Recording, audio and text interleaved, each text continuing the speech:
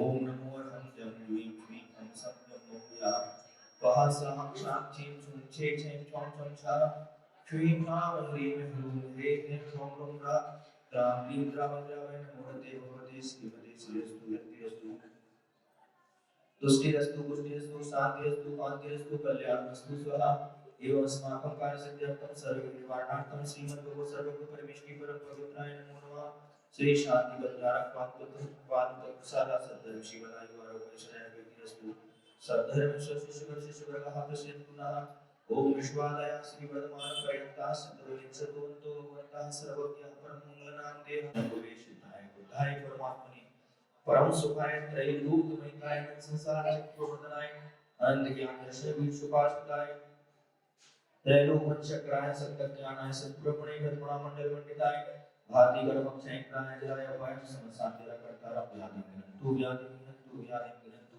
श्रीजनाभिषेक पूजन प्रसादा सेवकानां सर्वदोषोरोग शोकवय पीडाविनाशनं भवतु ओम नमो रते भगवते दक्षिणा शेष दोष कर्मशाय वितेजो मूर्तये नमः श्री शांतिनाथाय शांतिग्रहाय सर्व विघ्न विनाशनाय सर्व वाक्य विनाशनाय सर्व परिकृत सर्व विनाशनाय सर्व छामनापर विनाशनाय मम कामं प्रतिकामं वलिकामं सोनितरं सर्वविघ्नं सर्वराज्यभयं सर्वसौदुष्टभयं सर्वसर्वसिद्धिसिद्धादिभयं सर्वविघ्नभयं सर्वदुःखव्याधिनामं च सर्वपरमं सर्वात्मकात्मपरगादृष्टिदानमन्त्रदं दृष्टिमुष्टिचक्षुर्दोषान् सर्वदुष्टदेव दानवेन्द्रनारसिंहोदुर्दोषान् सर्वात्मज्ञानदोषयानि सर्वकामचित्रपादिकृतदोषान् सर्वसंहारकापदादिकृतदोषान् परशत्रुविमानोच्चाटनविद्वेषं मोहनवशीकरणादिकृतदोषान् ओम ह्रीं समसाध्यनकर्तारं चक्रविक्रम सत्ययोगेश्वरी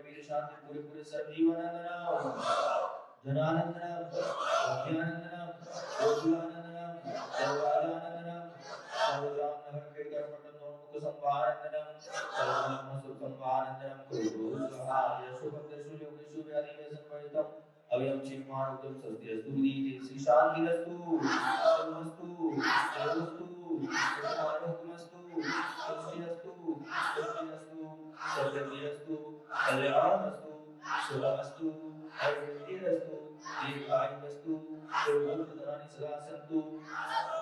आज की यहाँ पर शांति रखने का सौभाग्य प्राप्त किया है। श्रीमान सागर जी, लक्ष्य जी, अचित सागर जी के परिवारजन, श्रीमान नवीन जी, मैना जी, प्रसन्न जी, सुहा, अयांशी, अयांश, श्रीमान समस्त परिवार, श्रीमान ऋषिकांत, रजनीकांत, श्रीमती चंदा जैन, स्वास्थ्य लाभार्थम, एकता सुसागी और समस्त परिवार, श्रावक श्रीमती चंदाबाई, रजनीकांत जी राजा, एकता समस्त सो परिवार, कुलगोत्र धनानि सदा संतु सद्धर्म से बलाई आरोग्य ऐश्वर्य वृद्धि रस्तु। ओम ह्रीं श्रीं क्लीं नमः उदना विद्याय नमः शांति नारायण नमः सर्वभद्रं शांति कुरु स्वाहा। ओम ह्रीं जगत शांति कराय श्री शांतिनाथाय नमः सर्वभद्रं शांति कुरु स्वाहा। ओम ह्रीं श्रीं क्लीं मैं परिवाराय नमः उन्नतं दूषितं सिद्धिं वृद्धिं समृद्धिं पितृस्मृति जय प्रदावं कांतिं शांतिं समाधिं विकलितं उत्तम शांतिः शांतिः शंकुचिकानां प्रतिपादकानां यतीन्द्रसामान्यकपूरणानां केशवस्य राष्ट्रस्य पुरस्य राज्ञः छत्रत्रयं तव विभाति शशाङ्ककान्त चैत्यतं स्थगितमाकरप्रताप उद्दापलभ्यकरजालविवृद्धसोमं प्रख्यापयन् त्रिजगताकरणे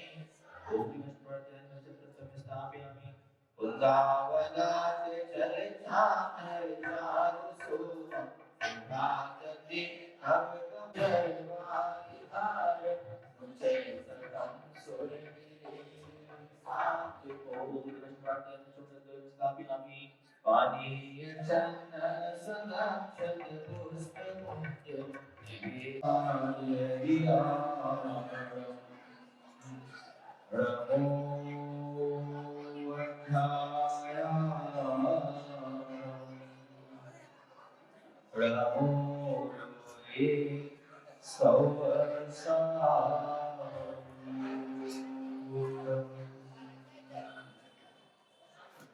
कब से प्यासा घूम रहा था इस जग के चौराहे पर, था विश्वास बुझाएंगे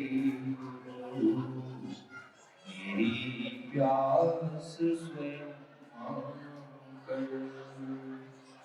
एक छोटा सा घूंट पिलाकर नयन स्वयं में मूंद लिए, अब यह स्वाद स्वयं में घोलो, ऐसा कह कर मौन हुए।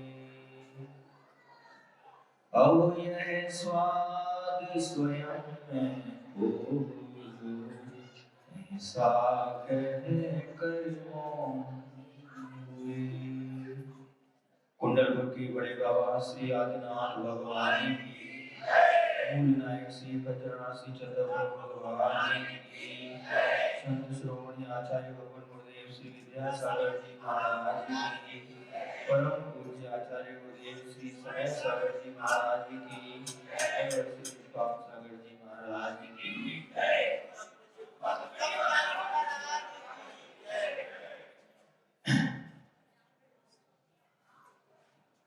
इंसान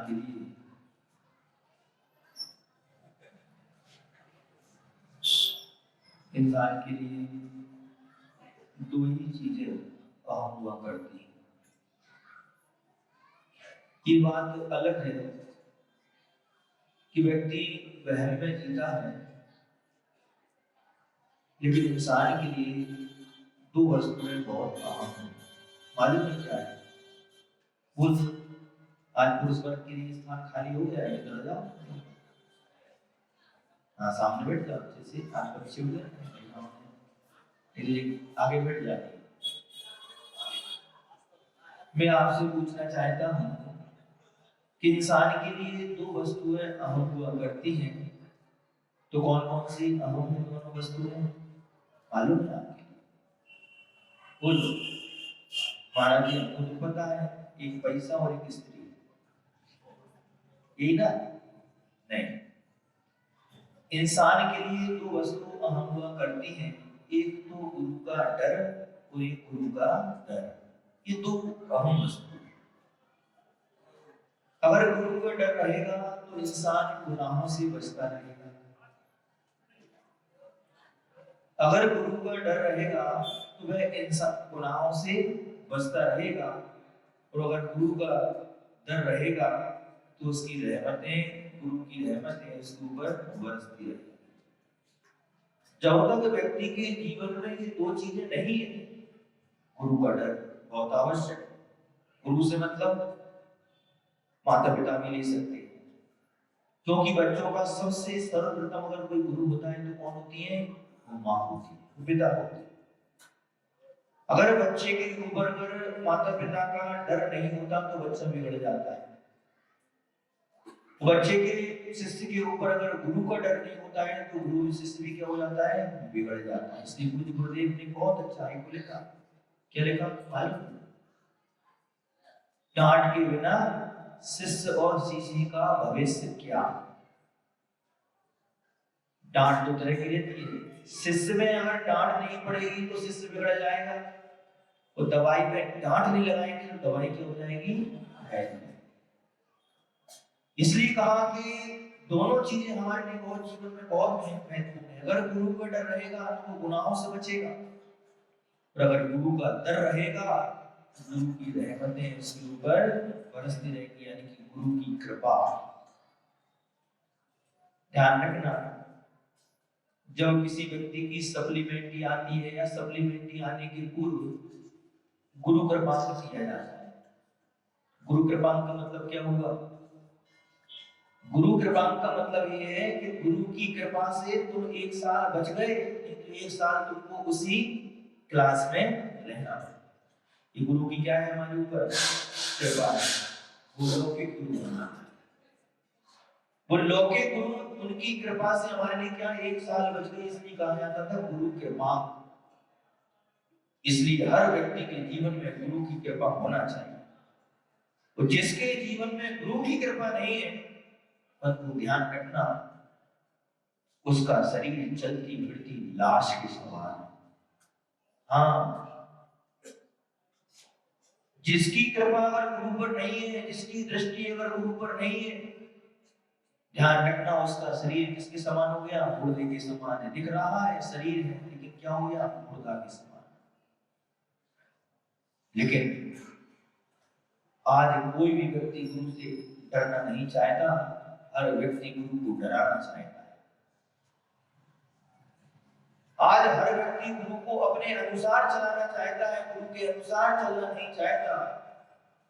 ध्यान रखना, जो गुरु को अपने हिसाब से चलाना चाहता है उसका विनाश निश्चित है, तो जो गुरु के हिसाब से चलना चाहता है उसका विकास निश्चित है। हमारे जीवन में गुरु की कितनी बड़ी भूमिका होती है। हमारे शरीर में जिस प्रकार श्वास की आवश्यकता है, जिस प्रकार श्वास की भूमिका है, उसी प्रकार हमारे जीवन में गुरु की भूमिका हुआ करती है। क्यों? क्योंकि गुरु हमारे लिए उन मार्गों से बचाते हैं। पिता हमारे लिए उन मार्ग से बचाते हैं, माँ हमारे लिए उन मार्ग से बचाती है। इसलिए माता पिता के लिए कहा गया है, सर्वप्रथम अगर बच्चे के कोई गुरु है तो वो हमारे माता पिता है। हर व्यक्ति, हर बच्चा, हर शिष्य गुरु से प्रशंसा सुनना चाहता है, गुरु से निंदा नहीं सुनना चाहता। सही बताना, अगर हम तुम्हारी निंदा करें, हम तुम्हारे बारे में चार बातें बोले, तुम्हारे बातों में खरी खोटी बोले, तो तब तुम्हारा हमारे प्रति समर्पण के भाव रहेंगे क्या? नहीं रहेंगे। बोलो, हैं? अगर जिस अधिकार से हम, जिस हाथ से तुम्हारे लिए आशीर्वाद देते हैं, वो अधिकार और आशीर्वाद से तुम नमोस्तु करते हो और हम आशीर्वाद देते हैं, और अगर उसी हाथ से अगर तुमने हम झापड़ मारे, तो बताओ आशीर्वाद में ज्यादा समर्पण था कि झापड़ में ज्यादा समर्पण रहेगा? बोलिए, हैं? झूठ बोले, कथनी और करनी में बहुत अंतर होता है बाबू। तुम कहोगे काय के महाराज हैं? ऐसे महाराज हैं जो मारते हैं। चलो 17 बात में बोलना शुरू कर दूंगी, इनके प्रति हमारा श्रद्धा नहीं है। कहाँ गया तुम्हारा श्रद्धा? एक कितना भी बड़ा पहलवान हो, देखना कितना भी बड़ा पहलवान हो, एक पहलवान था जो सागर के चौराहे पे पिट रहा था। बहुत बड़ा पहलवान था, सागर के चौराहे पे खूब पिट रहा था। तो एक मित्र ने कहा कि तू तो इतना बड़ा पहलवान है, तो तेरे लिए एक साधारण व्यक्ति पीट रहा है और तू कुछ नहीं कह रहा। तो कहने लगा, दूसरा हाथ लगाता तो हाथ तोड़ देता, ये तो मेरा बाप था इसलिए पीटा था, इसलिए सहन कर रहा है। बाप की पिटाई जो होती है, ध्यान रखना, बच्चों को अगर तुमने बचपन में अगर एक झापड़ मार दिया तो बच्चा जीवन भर वो झापड़ को याद रखता है कि बाप ने झापड़ क्यों मारा था। क्यों? क्योंकि मैंने विपरीत परिस्थिति में, यानी विपरीत कार्य किया था और मार्ग में गया था। आज वो झापड़ के कारण से आज मैं सन्मार्ग में लग गया। आज जब तुमको दिख रहे हैं महाराज बैठे हैं, कोई भी महाराज देख लो, इनके जीवन में भी अगर माता पिता ने अगर झापड़ मारा था तो आज वो इस स्थिति में बैठे हैं कि यहाँ पर बैठ गए हैं। अगर वो बचपन में झापड़ नहीं पड़ता, भगवान जाने कौन से मार्ग में और कौन से रास्ते पर चल जाता। इसलिए कभी भी गुरु से प्रशंसा सुनने के भाव मत करना। जब भी गुरु के पास में जाओ तो गुरु से मत कहना कि गुरु मेरे अंदर क्या अच्छाई है। दुर्योधन मत बनना, रावण मत बनना, कौरव मत बनना। गुरु के पास में जाओ तो गुरु से कहना, गुरु मैं आपसे मेरी प्रशंसा सुनने के लिए नहीं आया हूँ। अरे गुरु महाराज, आप तो मेरे बारे में अवगुण बताइए कि मेरे अंदर अवगुण क्या है, मेरे अंदर गुण क्या है, मैं नहीं जानता। बहुत सारे लोग जाते हैं महाराज के पास में अपनी प्रशंसा बताने के लिए, मैंने इतना काम किया, मैंने ऐसा ऐसा किया, मैंने वैसा वैसा किया। ध्यान रखना, तुम कौरव के वंश के हो, रावण के वंश के हो। कौरव के लिए कभी भी किसी व्यक्तियों में अच्छाई नजर नहीं आई।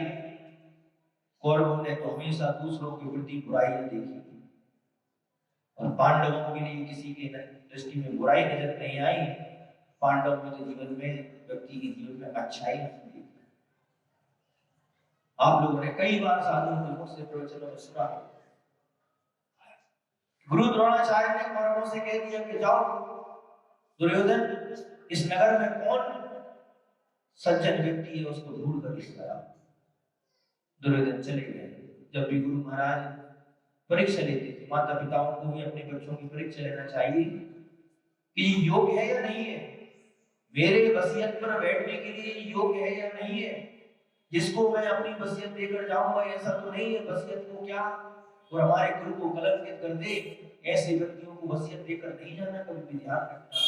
वो सारी की सारी वसीयत क्या कर देना, गंगा जी में सरा देना, लेकिन अपने अयोग्य पुत्र के लिए कभी भी वसीयत देकर मत चले जाना। गुरु द्रोणाचार्य भी जानना चाहते थे कि मैं देखना चाहता हूं कि कौन योग्य है और कौन अयोग्य है। और वो से दुर्योधन से पूछ लिया कि दुर्योधन जाओ, इस गांव में कोई सज्जन व्यक्ति हो उसको ढूंढ कर लेकर। दुर्योधन चला जाता है, पूरे गांव में आता है और शाम को आकर गुरु से कहता है, गुरुदेव जब भी किसी व्यक्ति के दरबार पर गया उसमें कोई ना कोई मेरे लिए दोष नजर नहीं आया। इस संसार में मेरे लिए कोई भी बुरी व्यक्ति नहीं है, सारे के सारे अवगुणी व्यक्ति। थोड़ी बहुत अच्छाई तो मेरे पास ही है, बाकी की तो किसी के पास में अच्छाई नहीं। युधिष्ठिर से कहा, जाओ युधिष्ठिर, इस गांव में कोई ना कोई दुर्जन व्यक्ति होगा उसको ढूंढ कर लेकर आओ। युधिष्ठिर जाते हैं, वो पूरे गांव में ढूंढ कर गुरु से कहते हैं, गुरुदेव इस गांव में मेरे लिए कोई दुर्जन नहीं मिला। जब भी मैं किसी व्यक्ति को देखता था उसके अंदर कोई ना कोई गुण जरूर होता था। अगर इस संसार में कोई दुर्जन व्यक्ति है, क्या वो दिया, मैं दुर्जन हूं, मैं अवगुणों का भंडार हूं। जहां भी मैं जाता था कोई ना कोई व्यक्तियों में अच्छे गुण नजर आते थे, मेरे लिए किसी में दोष नजर नहीं आया। सबसे बड़ा दोषी कौन हूं, मैं हूं गुरुदेव। एक कृष्णों में एक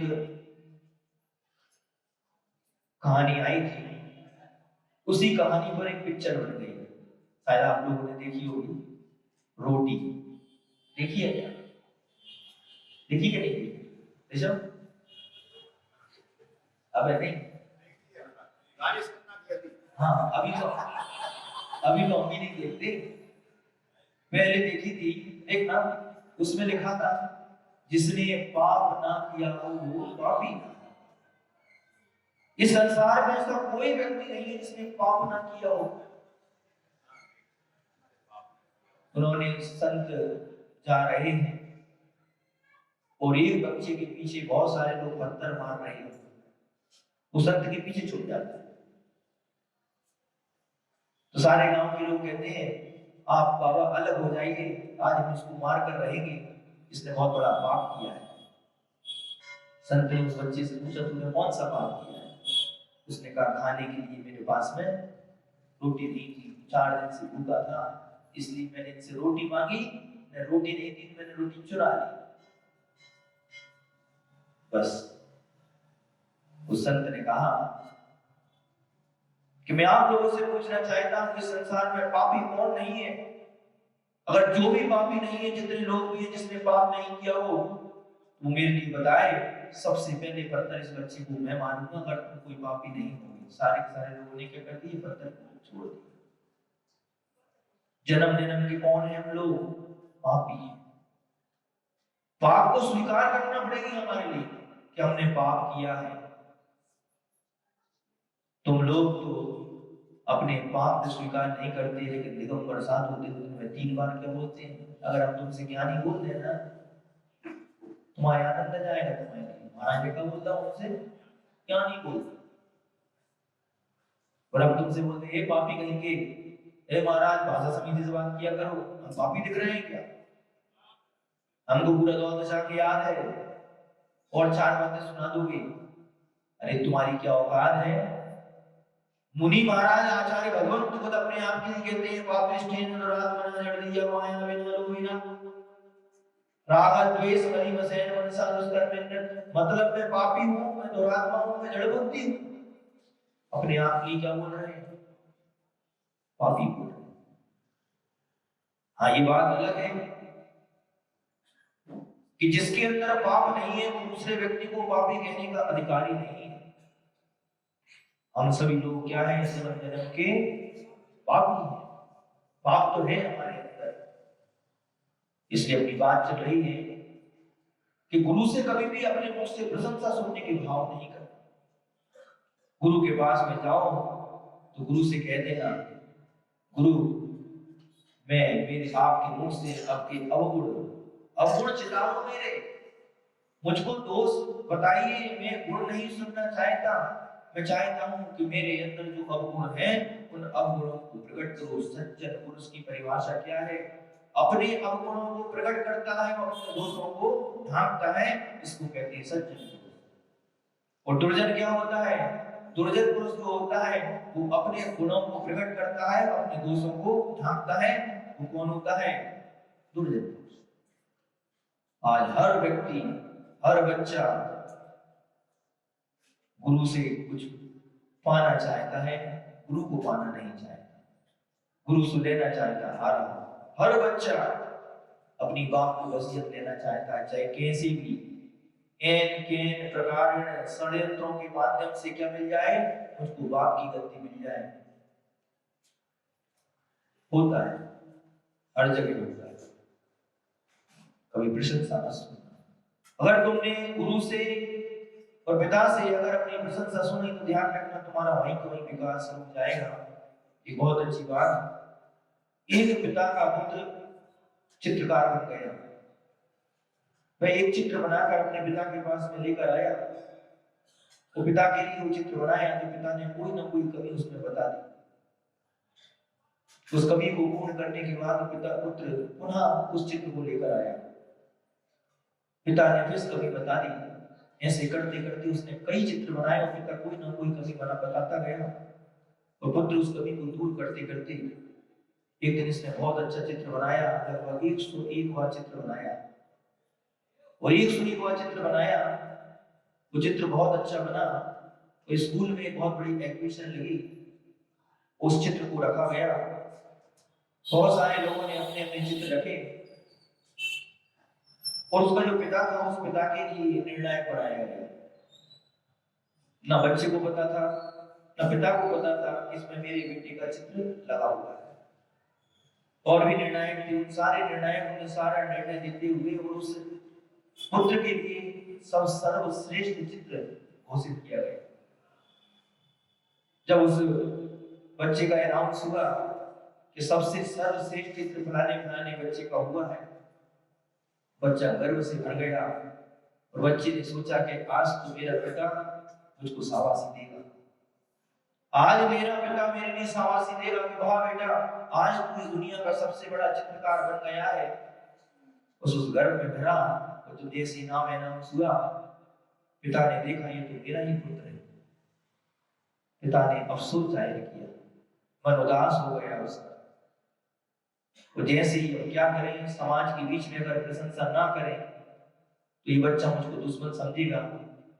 और जैसे ही बच्चा सम्मान लेने के लिए आया, उसने पैर छुए तो पुत्र ने कहा तुम सर्वश्रेष्ठ चित्रकार बन ही गए, प्रशंसा नहीं की। तुम सर्वश्रेष्ठ चित्रकार बन ही गए। बेटा तो सोच रहा था कि पिता के मुख से मैं प्रशंसा सुनूं तो बेटा तूने मेरा आज गर्व से मान ऊंचा कर दिया। लेकिन पिता मेरे से कह रहे हैं क्या पिता मैं इसके बाद अब सर्वश्रेष्ठ चित्रकार नहीं कर पाऊंगा? नहीं बेटा, अब नहीं कर पाएगा। क्यों? क्योंकि तेरे मन में थी कि पिता तेरी प्रशंसा करें और तूने प्रशंसा सुन ली है। अब तेरा विकास वहीं का वहीं रुक गया है। क्यों? क्योंकि पिता के मुख से तूने प्रशंसा के शब्द सुन लिए। आचार्य गुरुदेव कभी भी प्रशंसा नहीं करते थे हम लोगों की ध्यान में। हालांकि इतनी योग्यता ही नहीं थी कि गुरुदेव प्रशंसा करते, लेकिन गुरुदेव कभी भी अपने शिष्य, बहुत सारे लोगों के मन में पिता प्रशंसा क्यों नहीं करते?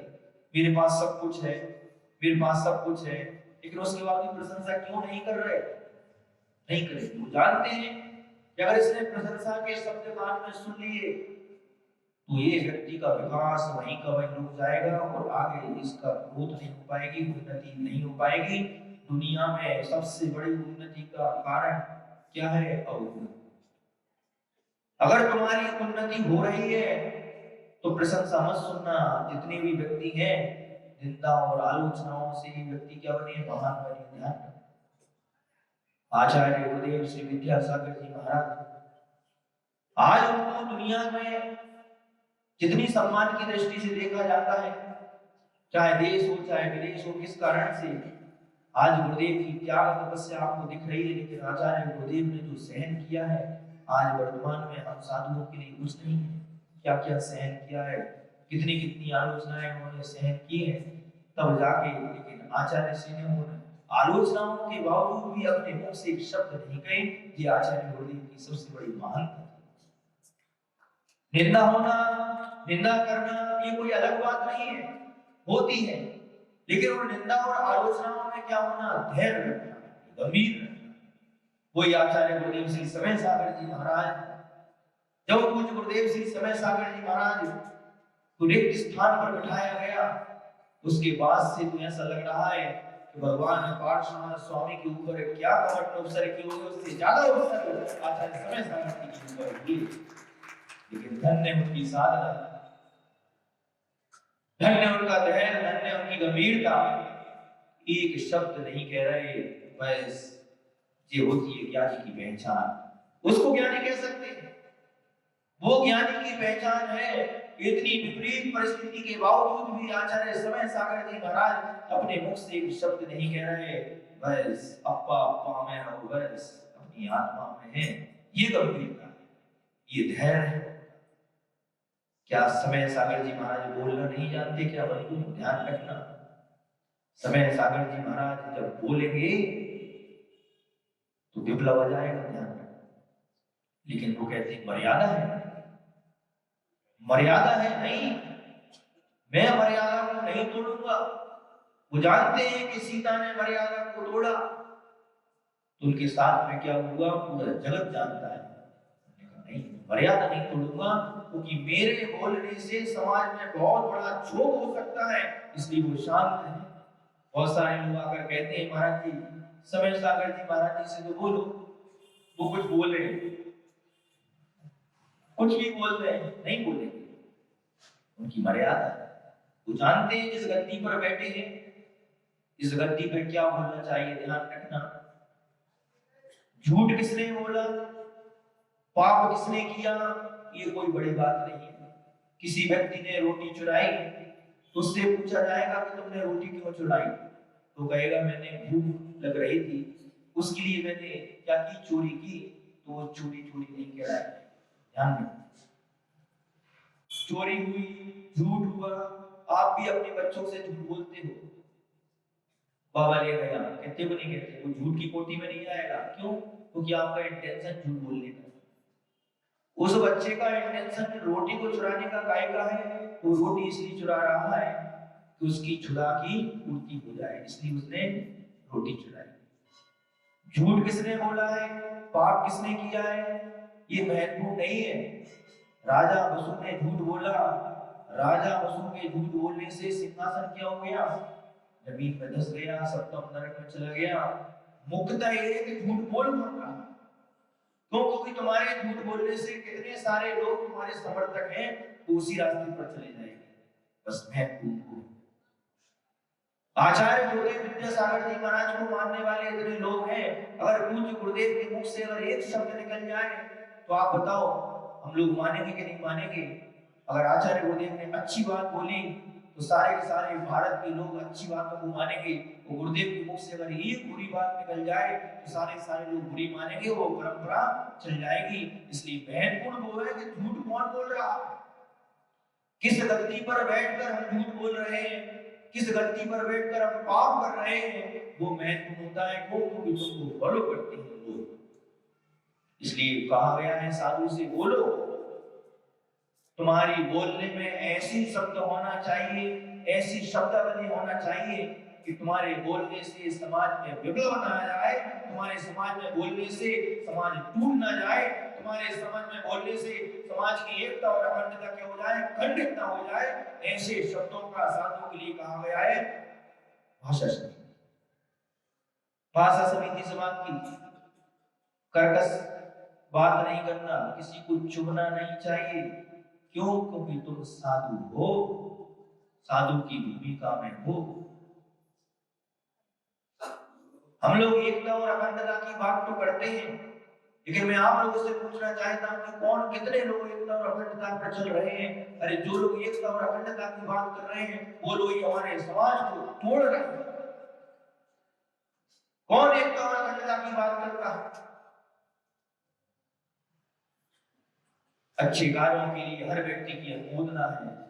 हर व्यक्ति कोई भी हो, कोई भी संप्रदाय का हो, कोई भी संघ का हो। आज पूज्य आचार्य गुरुदेव श्री विद्यासागर जी महाराज ने संघ को बनाया है, समाज को बनाया है, समाज का नव निर्माण किया है आचार्य गुरुदेव श्री विद्यासागर जी महाराज ने। हमारे गुरुदेव ने कभी हमारे समाज को तोड़ा नहीं है, चाहे हमारे गोरखपुर समाज हो, चाहे हमारी परवार समाज हो, चाहे हमारे तारक पंथ हो, चाहे बीसपंथी समाज हो, कोई भी संप्रदाय का हो। उन्होंने कहा है तो जैन है, हर व्यक्ति को जैन धर्म जीने का अधिकार है और अपनी पद्धति से पूजन करने का अधिकार है, लेकिन हमारे समाज की एकता अखंडता बनी रहना चाहिए। ये आचार्य गुरुदेव श्री विद्यासागर जी महाराज ने हमारे लिए शिक्षा दी है। लेकिन आज दुख के साथ कहना पड़ती है कि वही आचार्य गुरुदेव विद्यासागर जी महाराज के जाने के बाद जो एकता और अखंडता की बात करते हैं, एकता अखंडता की बात मंच पे नहीं की जाती, एकता अखंडता की बात तो जी जाती है, हमारे हृदय में जी जाती है। एकता अखंडता उसको कहते हैं। हमारे माध्यम से समाज में विघटन ना हो जाए। बताओ सागर वालों, बोलो दिनेश, आचार्य गुरुदेव ने कभी समाज को एक किया या अखंड किया है? खंडित किया है, एक किया है। आचार्य गुरुदेव ने सागर के ऊपर क्या कृपा की? सागर छोड़ो, पूरे विश्व के लोगों में एक धागा में पिरोकर काम किया है आचार्य गुरुदेव श्री विद्यासागर जी महाराज। लेकिन आचार्य गुरुदेव श्री विद्यासागर जी महाराज की वो माला जिन्होंने पिरोई थी, अब वो माला टूट रही है। और कौन तोड़ रहा है? अपने ही व्यक्ति तोड़ रहे हैं उस माला के लिए। अभी भी कुछ नहीं बिगड़ा, सावधान हो जाएंगे। अभी भी कुछ नहीं बिगड़ा, अभी भी सावधान हो जाएंगे कि हमारे पूज्य गुरुदेव की जो भावना थी, एकता कलम बलम, पूज्य गुरुदेव ने जो सूत्र दिया था जबलपुर में पूरी समाज को एक करने के लिए, साधु समाज को एक करने के लिए अपनी श्वास भी देने के लिए तैयार हो जाता है। ध्यान रखना, हमारी समाज एक बनी रहे। दुख होता है, कुछ शब्द ऐसे रहते हैं, कुछ बातें ऐसी रहती हैं जो नहीं बोलना चाहिए, लेकिन जब अंदर मन की वेदना होती है, कोई प्लानिंग करके बोलने के लिए नहीं आती, लेकिन अंतर मन की जो वेदना होती है। कल जहां पर हमारे हाथ हुए थे, मेरे को मालूम तो था कि बाहुबली कॉलोनी का वो बच्चा था जो आकस्मिक दुर्घटना में मरण को प्राप्त हुआ। मैं सोच तो रहा था कौन है बाहुबली कॉलोनी का, लेकिन जैसे कल प्रदान हुआ तो मेरी नजर उसकी फोटो पर पड़ी, तो मेरे मन में अचानक अंदर से बात आई, हो ना हो ये बच्चा हो ही हो। मुझको पता नहीं, आहार के उपरांत उनके माता पिता ने हमारे लिए बात बताई, महाराज जी वो ये वही बच्चा है।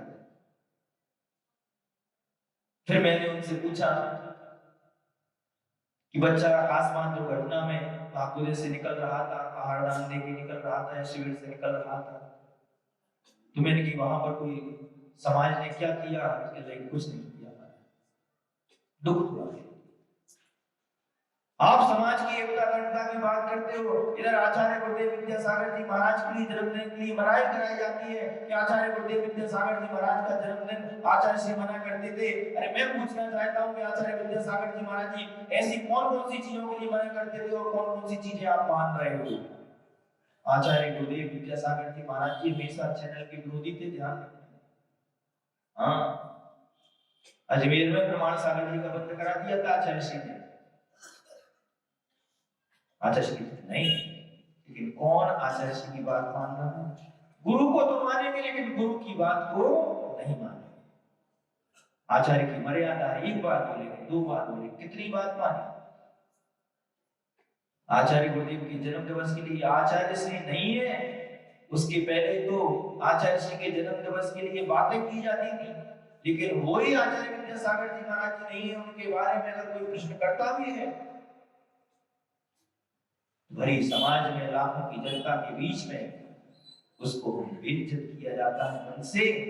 और एक बच्चा अकस्मात दुर्घटना में हमारे कार्यक्रम के दौरान जाता है तो हमारी उस बच्चे के लिए संवेदना नहीं होती कि हम उस बच्चे के लिए दो शब्द बोलते हैं, और उसी दिन शाम को ब्रह्मचारी का जन्मदिन मनाया जाता है, हैप्पी बर्थडे टू यू।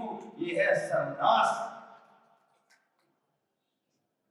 अगर आपको बुरा लग रहा हो, हमारे समाज का बेटा था, तुम्हारा बेटा था, अरे पूरी समाज को कहना चाहिए कि हमारा बेटा निकला है, अरे उस मन से तो शब्द अच्छी बातें बोल देते उसके लिए।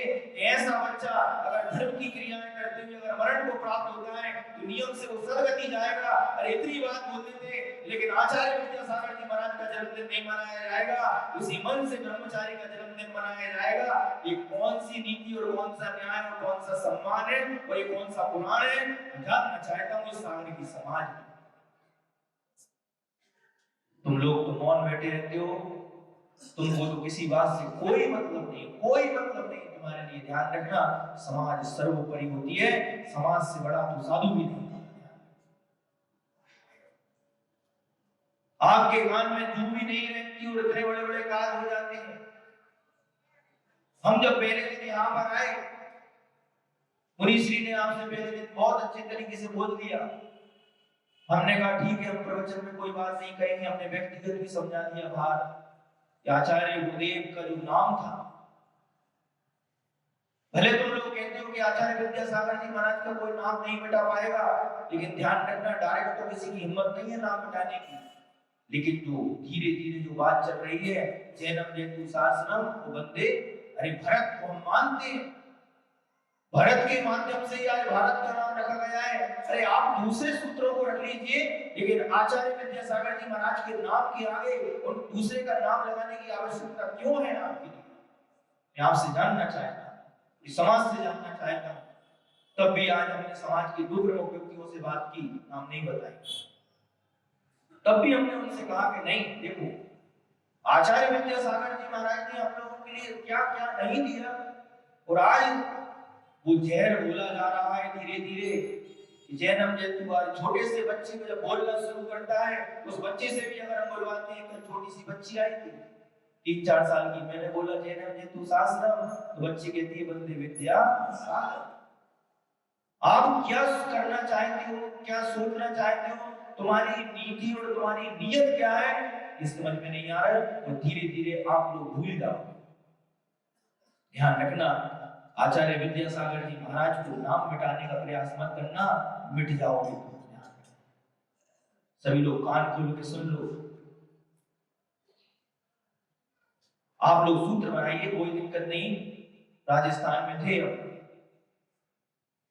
एक महाराज जी के साथ में थे, जब कुसुमदंत सागर जी महाराज के शिष्यों ने, आचार्य कुसुमदंत सागर जी महाराज के शिष्यों ने मंगलम भगवान वीरो मंगलम गौतमो मणि मंगलम कुंद कुंदात्यो की जगह उन्होंने लिख दिया पुष्प पुष्प दंतात्यो।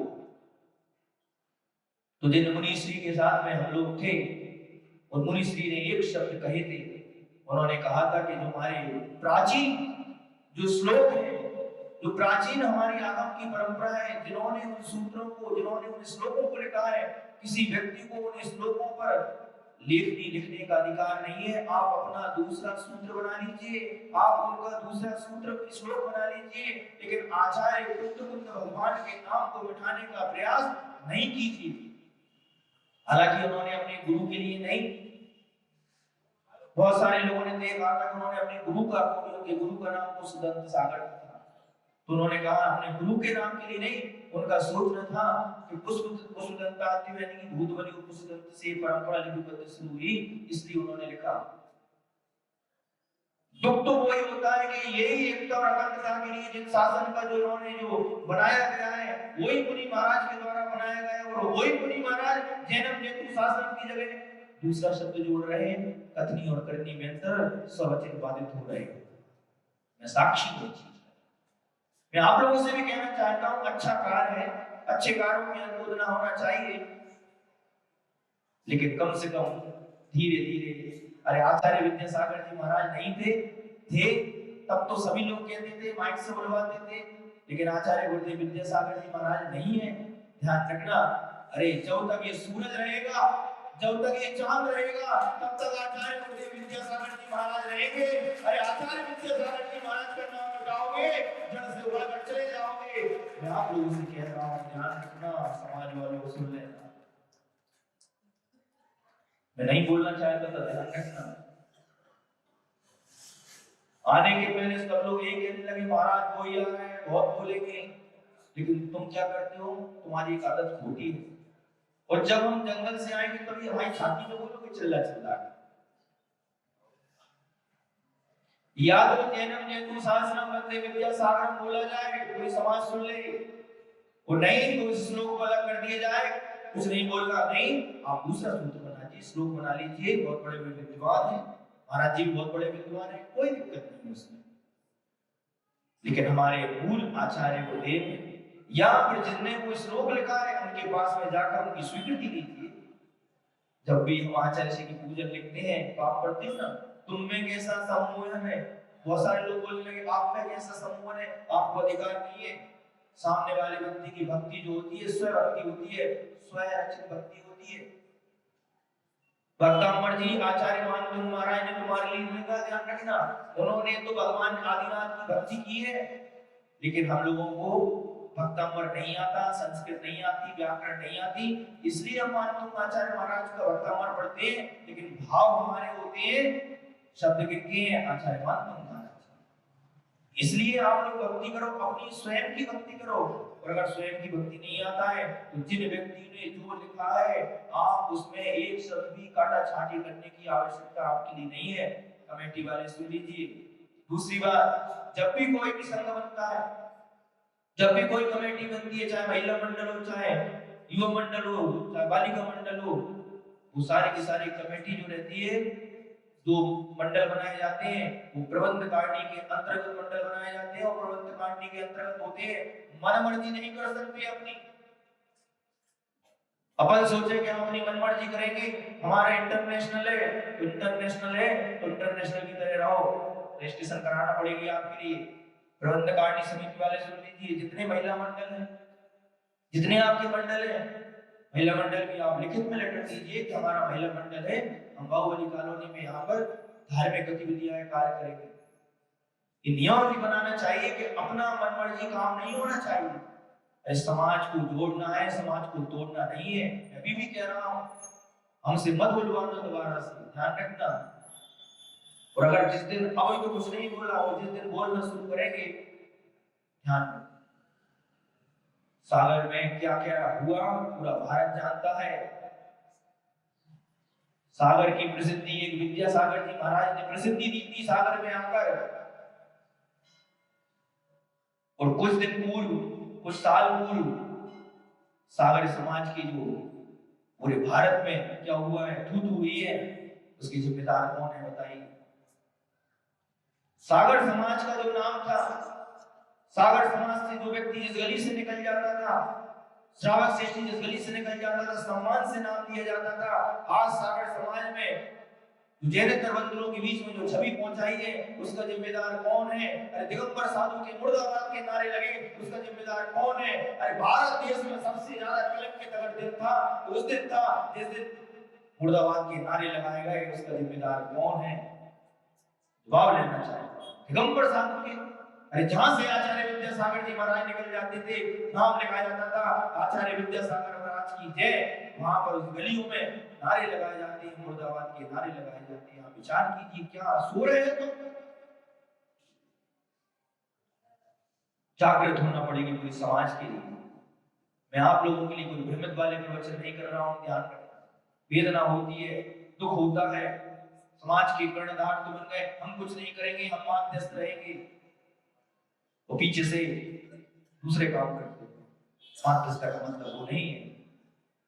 समाज पूरा निर्णय ले, पूरी समाज से कहना चाहता हूँ, पूरे भारत देश की समाज से निर्णय लेना चाहता हूँ बुरे कामों के लिए कोई समर्थन नहीं है और अच्छे कार्य के लिए हम समर्थन करेंगे। अरे जो अच्छा श्लोक लिखा जाएगा उसके लिए हमें मन से उच्चारण किए जाएंगे, लेकिन आचार्य विद्यासागर जी महाराज के श्लोक के आगे किसी दूसरे का नाम नहीं लिखा जाना चाहिए। नीति क्या है और नियत क्या है तुम जानो। हमारी समाज तो भोली भाली होती है, उस समाज के लिए जो बता दिया जाता है समाज उसको स्वीकार करती है, लेकिन ध्यान रखना उस समाज को आईना दिखाना, सच और गलत का दिखाना वो हमारा भी कर्तव्य है। आप लोग इस चीज के लिए विशेष तरीके से अच्छे तरीके से निर्णय लीजिए। कमेटी ने कल यहाँ पर मीटिंग हुई, लेकिन मीटिंग में कह तो दिया, लेकिन कहा आचार्य का नाम तो ले देंगे लेकिन उसके बाद वो भी नाम लिया जाएगा। ये क्यों लिया जाएगा इसका हमको कारण बताना पड़ेगी, क्यों लिया जाएगा। सिर्फ आचार्य का नाम क्यों नहीं लिया जाएगा, सिर्फ उसका नाम ही क्यों लिया जाएगा, इसके बारे में कौन जवाब देगा, वो जवाब देना चाहिए। समाज में राष्ट्रीय एकता चाहते हो, समाज खंडित नहीं करना चाहते हो, तो जो कार्य है उस कार्य को भी अगर आप लोग करें, तो मैं आप लोगों से कहना चाहता हूँ हमारी समाज में एकता अखंडता बनेगी। अरे मान सम्मान ये मत सोचो कि हमने जो बोल दिया अगर हम वापस ले लेंगे तो हार जाएंगे। ध्यान रखना, अरे एक बार गलती को अगर कोई स्वीकार कर लेगा तो कोई दिक्कत नहीं है, लेकिन ध्यान रखना हमारे जीवन भर के लिए एक बीज हो जाओगे तो वो जीवन भर के लिए अगर तुम वो बीज हो जाओगे तो ध्यान रखना उसकी फसलें जो आएगी वो जहरीली फसलें आएंगी। इसलिए अब चाहते हैं उस बीज को वहीं समाप्त कर दो कि आगे की जो फसलें हैं वो जहरीली ना हो जाए। ध्यान रखना, भले आचार्य विद्यासागर जी महाराज चले गए, लेकिन आचार्य गुरुदेव समय सागर जी महाराज अभी हैं। हमारी पीढ़ी जो है वो आचार्य विद्यासागर जी महाराज के नाम से जाने जाएगी और आगे की जो पीढ़ी आएगी वो आचार्य गुरुदेव श्री समय सागर जी महाराज के नाम से जाने जाएगी। तो समय सागर जी महाराज के काल में जन्म लिया। समाज के जितने भी लोग हैं बहुत विनम्रता के साथ में मैं आप लोगों से निवेदन कर रहा हूं कि जो आचार्य भगवान का जो नाम है वो नाम तो तुम्हारे कहने और नहीं करने से, लेकिन तुम तो बीज बोओगे। ध्यान रखना, अभी भी आचार्य विद्यासागर जी महाराज के वंश के साधु जिंदा हैं तो जीवित रहेंगे, मरे नहीं अभी हम लोग। ध्यान रखना, कोई कितना भी बड़ा हो बड़े से काम नहीं होता बंधु। गुरु के प्रति समर्पण अगर आप रखना चाहते हो तो गुरु के जाने के बाद सही समर्पण होता है, माइक से बोलने से समर्पण नहीं होता। समर्पण तो हृदय से दिखाया जाता है। आज पूज्य गुरुदेव के इतने बड़े बड़े प्रकल्प हैं, अगर एक एक प्रकल्प भी अगर कोई कर लेता। समय सागर जी महाराज नहीं बोल रहे, अरे समय सागर जी महाराज जी ने चतुर्मास भागवत में आने के लिए कहा था क्या? बोलिए, आचार्य समय सागर जी महाराज नहीं बोल रहे, अपना कोई कर्तव्य नहीं है क्या? आचार्य विद्यासागर जी महाराज जी हमारे नहीं थे क्या? अगर चाहते तो भागवत का प्रोजेक्ट तो कभी पूर्ण हो जाता, लेकिन होगा ऐसी बात नहीं है। और ये सागर समाजी भागवत का प्रकल्प को पूर्ण करेगी ऐसी कहीं कोई दिक्कत नहीं है, सागर समाज करेगी, किसी के सामने हाथ भी नहीं फैलाना पड़ेगी। अरे आप लोग तैयार हो जाओ, समय सागर जी महाराज की आह्वानी करने के लिए सागर समाज तैयार हो जाए। और जिस दिन सागर में समय सागर जी महाराज आएंगे, ज्यादा दिन की बात नहीं कर रहा हूँ, मेरी अंतरात्मा की बात है, मेरी भावना है कि आचार्य समय सागर जी महाराज बहुत अति शीघ्र उस सागर की, भले सागर कहते हो, सागर की प्यास को बुझाने के लिए कुछ दिनों में आ रहे हैं। ये मेरी भावना है। तैयारी करो, आप पूर्ण तैयारी करो, अच्छे से माहौल बनाओ, अच्छे से माहौल बनाओ, उस सबके मन में विशुद्धि पाए कि जिस दिन आचार्य समय सागर जी महाराज जी सागर में आ गए, सागर का सारा कचरा साफ हो जाएगा। ध्यान रखना, इसलिए सभी जितने भी पदाधिकारी हैं, यहाँ के ट्रस्टी, यहाँ के और कौन कौन प्रबंधकारिणी समिति के ट्रस्टी महोदय, यहाँ के सम्माननीय व्यक्ति जितने भी लोग हैं, भाई ऋषभ जी और भाई राजकुमार जी, इन सब से हम विनम्र निवेदन करते हैं, समाज की एकता अखंडता तुम्हारे हाथ में है। ध्यान रखना, आदेशित करो कि हमारे समाज में ये कार्य नहीं होगा, दूसरे कार्य की मना नहीं कर रहा हूं, ध्यान रखना, कार्य की मना नहीं कर रहा हूं, लेकिन जो कार्य जिस तरीके से किया जा रहा है उसके लिए भी मना कर रहा हूं। अगर किसी को मेरी बात के लिए अगर कष्ट हुआ हो तो एक बार नहीं 2 बार हो जाए, लेकिन काम बंद होना चाहिए। तो इस चीज का विशेष ध्यान रखना। बोलो महावीर भगवान की बोधि समाधि परिणाम शुद्धि स्वात्मोपलब्धि सुख सिद्धि चिंतामणि चित्त